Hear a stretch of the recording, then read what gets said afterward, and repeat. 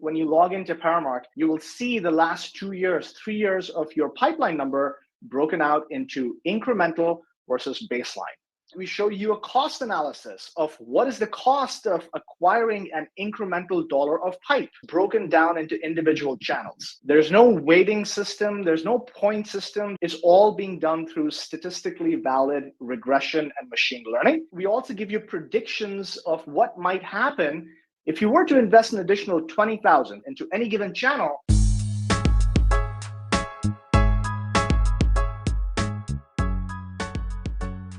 Next up in the tank is a way to uncover marketing's incremental contribution to revenue.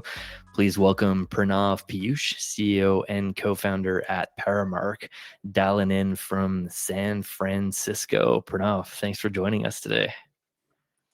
Thank you for having me. All right, sharks, we are going to talk about incrementality. Let's get excited.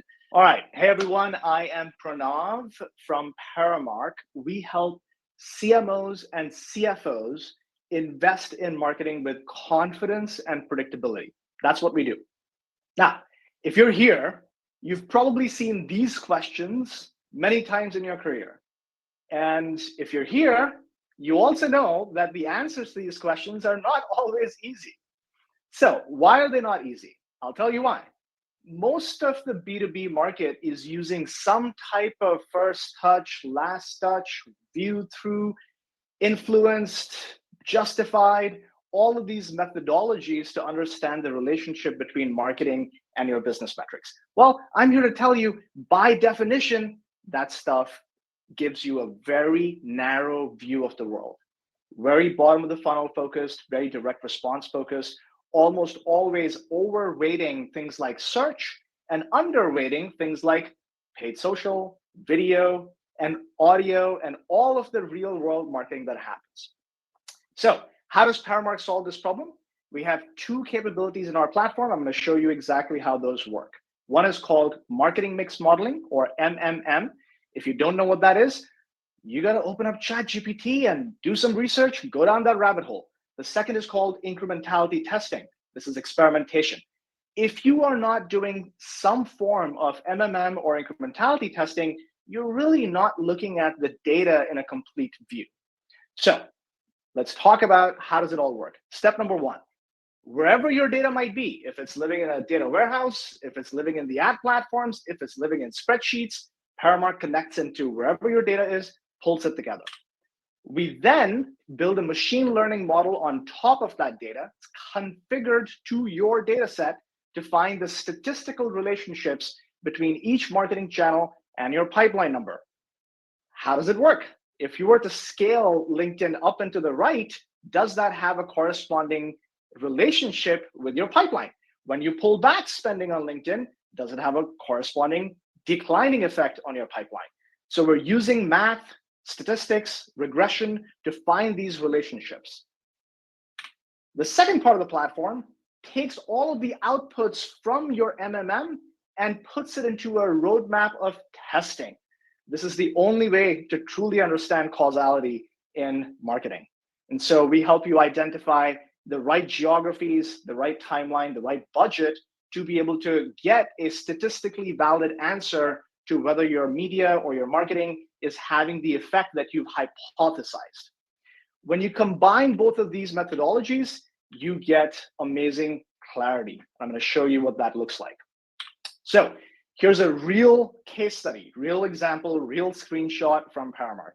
The first time when you log into Paramark, you will see the last 2 years, 3 years of your pipeline number broken out into incremental versus baseline. What does that mean?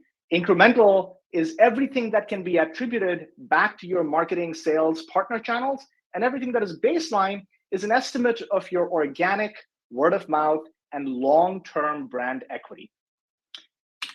Not only that, we show you a cost analysis of what is the cost of acquiring an incremental dollar of pipe over time, and you can see how it's fluctuating up and down.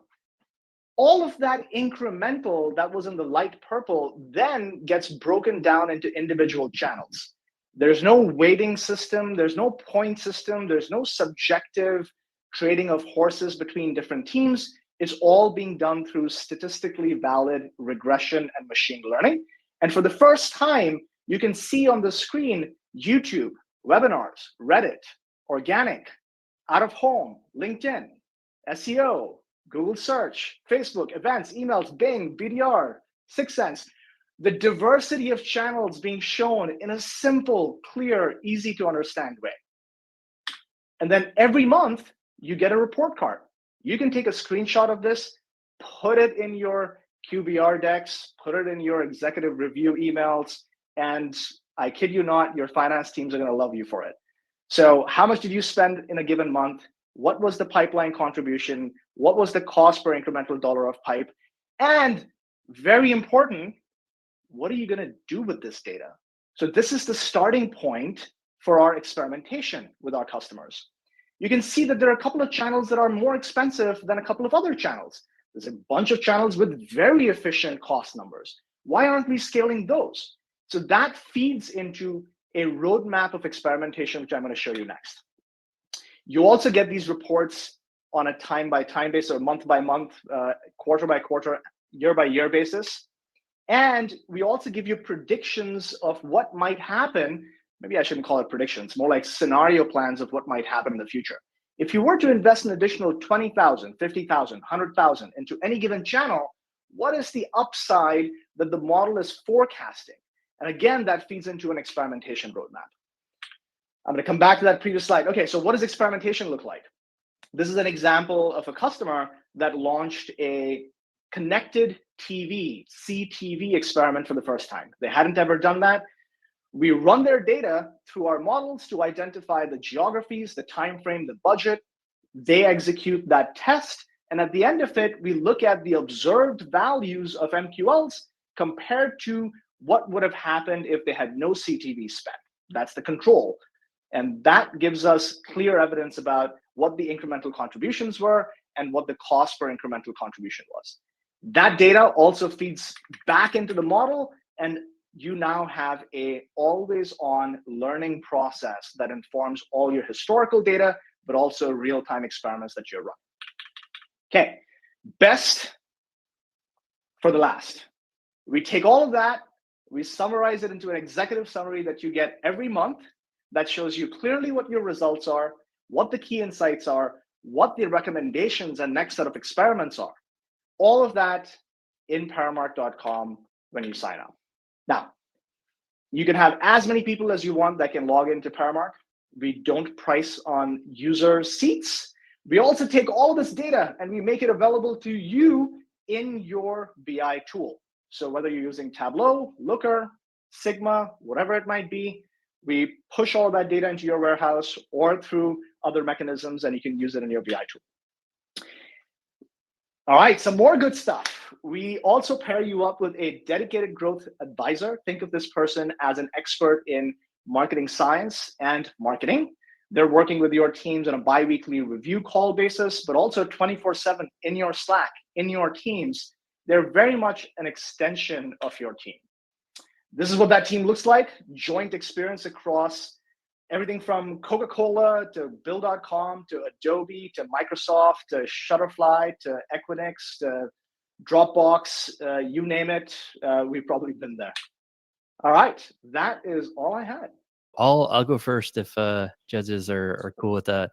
I've been really deep on the incrementality measurement space, Pranav. We had a really cool episode on the Humans and Martech podcast, episode 135. If folks want a deeper dive on Pranav's thoughts on why MTA has a bunch of limitations there and why incrementality is kind of leading marketers to do smarter decisions. So the question I have, Pranav, is like knowing what is driving revenue obviously is super important, but not only is it like hard and complex, as you kind of showed us, it can also be very expensive for some teams. Let's say a company is driving $1 million in sales every month from Facebook ads. Doing a controlled incrementality experiment for 3 months would mean saying goodbye to like 1.5 million in sales.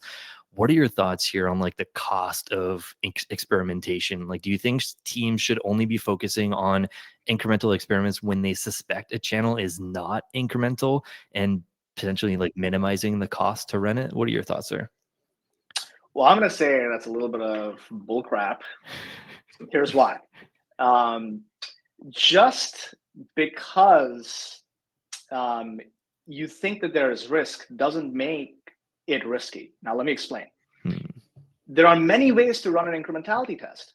A holdout is just one example. A holdout means where the control doesn't get any spend. There's the opposite of that, which is you can take a part of the geography and you can increase the spend. So if you think Meta is doing great for you, go do that. But see, herein lies the problem. We go with that attitude to a CMO and CFO and we say, hey, let's do a holdout. No, we can't do that. There's downside risk. We're like, okay, great. Let's go increase spend. No, we can't do that. We don't have budget for that. So what are we doing here? We just want to look at pretty dashboards and not take any action? Like, that's not marketing.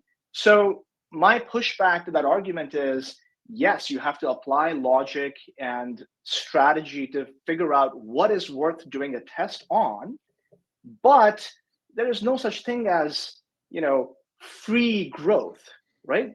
Like you can't get 5x and 10x growth when you take no risk and you take no action. That's not how the real world works. Pranav, I have another one for you. And I'll say, first off, I've learned a lot from you about incrementality and MMM. So thank you for all the knowledge you're sharing. But in the whole discourse around media mix modeling, which I've been learning a lot about, even among experts, it feels like I always see people, like you get very quickly into the like data science weeds. And I really quickly start feeling like the discussion is above my head. And I'm probably an above average, have an above average level of interest in the subject. So take a marketer or a CMO who's like, that's just a small focus of their attention. Like what challenges have you had in making this accessible and usable and not just kind of like a data science experiment, that people have trouble really putting into action? Yeah, great question, Justin. So I'll say three things in response to this. One is, hopefully the demo today kind of showed you simplicity is your best friend. And the reason I say that is there's indeed a lot of jargon, right? Just like with LLMs and RAG and, you name sort of all the Gen AI stuff that's happening, but customers just want a simple chat box, right? And so what we are bringing to market is that simplicity that is powered by all the sophistication and the ML behind the scenes. I'm not going and explaining coefficients of correlation to a CMO, not even using that language in this demo, right? That's just not going to work. So that's number one. Number two is you have to get buy-in at the executive level. If your CMO and CFO don't buy this stuff, this ain't going anywhere. And the reason I say that is you have a very complicated relationship between marketing and finance. And getting those people involved on the day one of this is how the methodology works, this is how we're going to educate you. And finance is quickly going to become the CMO's best friend because the finance people understand regression. The finance people understand statistics. And if you can explain it to them, suddenly you won them over, right? You're not trying to justify your existence. You're actually trying to increase growth of the business. All right. Third thing is, hey, I love ML, I love AI, but there is a layer of human intuition that has to be applied on top. My time is up, but hopefully you get the point.